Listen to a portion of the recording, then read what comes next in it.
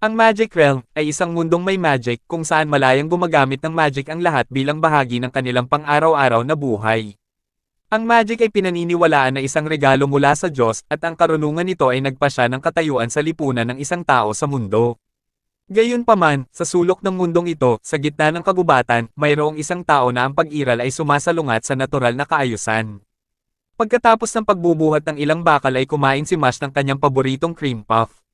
Nakatira si Regro kasama ang kanyang anak sa isang gubat na malayo sa ibang tao. Dahil siya ay matanda na ngayon, si Regro nababahala sa maraming bagay at natutong labanan ang stress. Pagkatapos ay pumasok si Mash sa bahay, nasira niya ang pinto. Nagalit si Regro at sinigawan siya tungkol dito, ngunit ipinaliwanag ni Mash na hindi niya maalala kung kailangan niyang hilahin o itulak.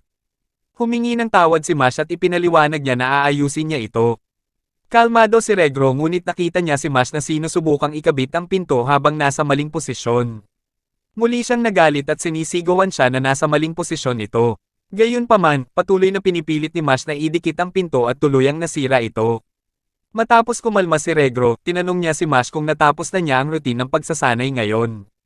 Kinumpirma ni Mash ngunit nagtataka kung bakit puro workouts ang routine niya. Gustong sabihin sa kanya ni Regro dahil iba siya at hindi marunong gumamit ng mahika, ngunit sasabihin niya sa kanya sa ibang pagkakataon. Pagkatapos ay lumabas si Regro. Sinabi sa kanya ni Mash na pag-aaralan niya kung paano ayusin ang pinto, ngunit sinigawan siya ni Regro na matuto munang magbukas at magsara ng mga pinto. Bago umalis, pinaalalahanan ni Regro si Mash na hindi siya dapat pumunta sa lungsod. Gayunpaman, sa sandaling umalis si Regro, si Mash ay nagtungo sa lungsod na napansin na hindi niya maaaring balewalain ang kanyang tiyan. Sa lungsod, nakikita niya ang lahat ay gumagamit ng mahika para sa mga bagay na kaya naman ng kanilang mga kamay. Pumunta siya sa isang tindahan ng cream puff at umorder ng 7, ngunit dahil sa sobrang excited niya, nabaluktot niya ang mga barya. Humingi siya ng tawad at binalik sila sa normal. Nagulat ang nagbebenta ngunit ipinagbili sa kanya ang cream puffs. Habang papaalis na si Mash, umihip ang hangin sa kanyang talukbong at nakita ng mga tao ang kanyang mukha at napansin nila na wala itong marka sa kanyang mukha. Nabasa ni Brad sa pahayagan na ang Divine Visionary ngayong taon ay si Rain Ames, isang second-year student sa Eastern Magic Academy. Humingi ng tawad ang bilanggo kay Brad, nagdahilan na maliit lang naman ang ninakaw niya. Gayunpaman, si Brad ay naiinis sa lalaki dahil ang kanyang krimen ay nagdulot sa kanya ng ilang problema at kailangan niyang magtrabaho. Nang paparusahan na sana ni Brad ang lalaki dahil sa ginawa niyang krimen, tumunog ang telepono. Pagkatapos ay ipinaalam kay Brad ang tungkol sa isang walang markang bata sa lungsod. Habang naglalakad sa paligid ng bayan, patuloy na nakatingin kay Mash ang mga tao dahil wala itong marka sa mukha. Naalala niya ang sinabi ng kanyang lolo at humingi ito ng tawad. Nabangga ni Mash ang isang lasing na pulis, si Terry, at nalagyan ng cream ang kanyang uniforme. Si Terry pagkatapos ay sumigaw kay Mash at inalok siya ni Mash ng cream puff, gayunpaman habang kinakain ito. Mas nagalit si Terry at ibinagsak ang cream puff sa lupa. Patuloy niyang sinisigawan si Mash, tinatanong siya kung ano ang gagawin niya sa kanyang uniforme. Pagkatapos ay hinawakan ito ni Mash at pinunit ang uniforme sa kanya, sinasabing kukunin niya ito at lalaban. Pagkatapos ay nagpakita si Brad.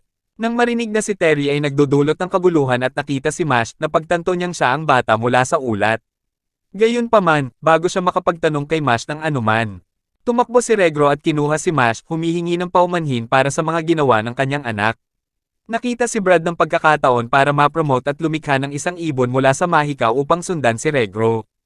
Pagbalik sa kanilang bahay, pinagalitan ni Regro si Mash at sinabing ilang beses na pinagsabihan na huwag pumunta sa lungsod.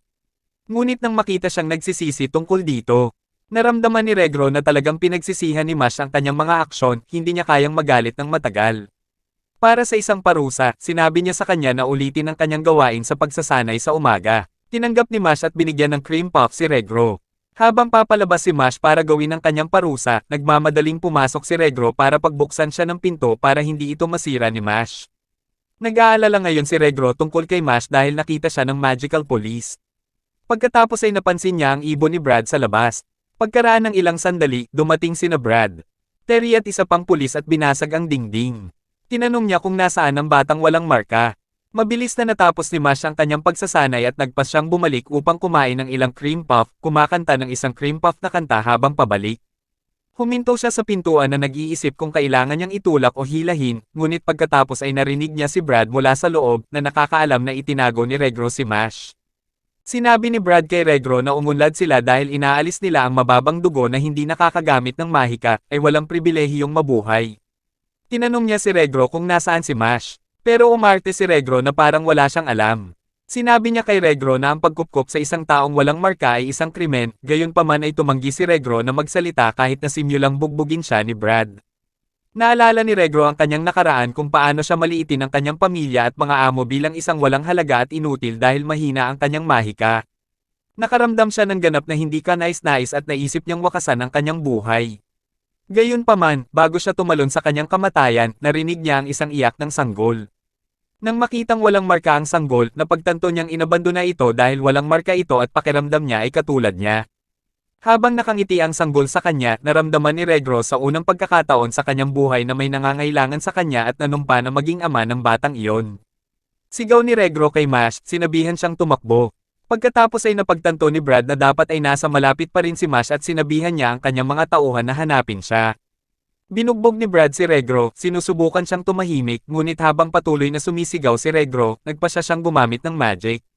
Sa sandaling iyon, si Mash ay sinira ang pintuan, sinuntok ang isa sa mga pulis at pinalipad siya palabas sa dingding.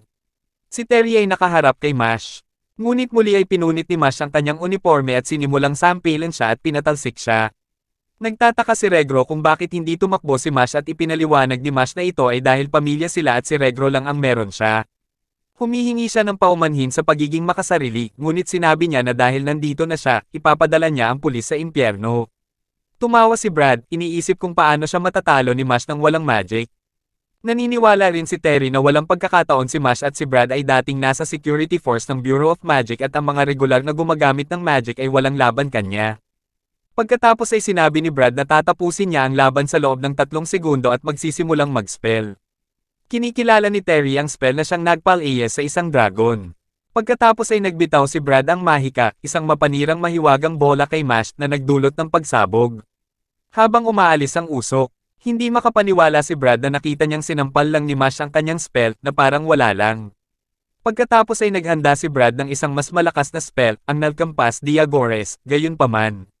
Sinampal lang ito ni Mash. Paulit-ulit itong binato ni Brad ng mahika, ngunit gumagamit si Mash ng isang volleyball na galaw para pigilan ito at patuloy na makipag-juggling sa mga mahiwagang bola. Saglit na pinaglalaroan ni Mash ang mahika ni Brad. Binalaan ni Mash si Brad na papatayin niya ito sa pananakot niya sa kanyang pamilya, pinulot ni Mash ang wand ni Regro. At sinabing hihiramin niya ito sandali. Nagulat si Brad dahil hindi maaaring gumamit si Mash ng mahika ngunit naghahanda ng isang mahiwagang bilog upang ihinto ang anumang mahiwagang pag-atake. Gayunpaman, inihagis ni Mash ang wand bilang isang sibat na tumusok sa mahiwagang depensibong bilog ni Brad at tumama ito sa mukha ni Brad, na ikinagulat ni Brad dahil hindi pa siya nakakita ng isang tao na gumamit ng wand na ganoon. Pagkatapos ay binalaan siya ni Mash na huwag nang guluhin muli sa kanyang pamilya o papatayin niya ito. Inalok ni Brad si Mash ng isang kasunduan at kung gagawin ni Mash ang sinabi niya. Hahayaan niya silang makalaya ni Regro. Ipinaliwanag ni Brad na minsan sa isang taon, isang natatanging estudyante ang iginagalang bilang isa sa mga pinili ng Diyos at tinatawag na Divine Visionary. Sinabi ni Brad kay Mash na mag-enroll sa isang magic school at mapili bilang Divine Visionary. Kung gagawin niya yon, nangangahulugan ito na tinanggap siya ng Diyos at tatanggapin siya ng lipunan. Ipinaliwanag ni Brad na gusto lang niya ang kapalaran at prestihiyo na kasama ng titulo. Sinabi ni Brad kay Mash na kung hindi niya tatanggapin, ang buong bansa ay hahabulin siya. Kakayanin ni Mash kasi malakas ka pero paano ang kanyang lolo Regro? Pagkatapos ay tinanggap ni Mash, sinabi kay Regro na gusto niyang mamuhay silang muli sa kapayapaan.